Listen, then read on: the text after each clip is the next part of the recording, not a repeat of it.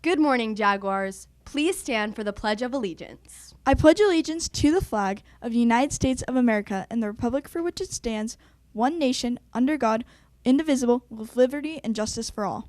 And now for the Texas Pledge. Honor the Texas flag. I pledge allegiance to thee, Texas, one state, under God, one and indivisible.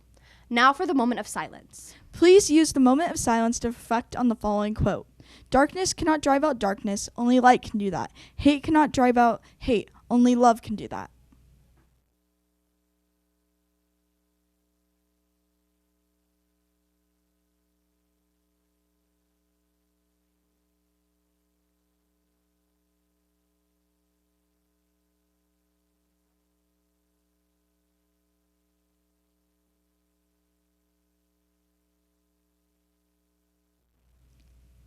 Howdy, Jaguars. This is Catherine Cockrell. And I'm Camilla Rogers. And this is Jag News.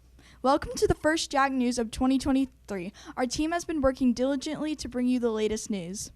And now some updates on upcoming events. Tonight, at Jasper, freshman boys basketball plays against McMillan at 5 p.m. Freshman girls basketball also plays at Williams at 5 p.m. B team follows at 6:15 p.m. for each. As a reminder, this weekend is Martin Luther King Day. Students will have Monday the 16th off of school.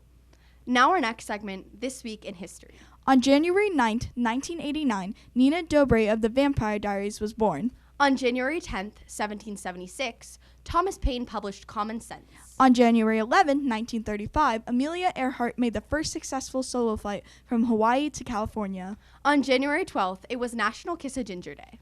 On January 13th, 1995, Natalia Dyer from Stranger Things was born. That's it for Jag News this week. Tune in next week for more Jasper updates. Have a good 3-day weekend.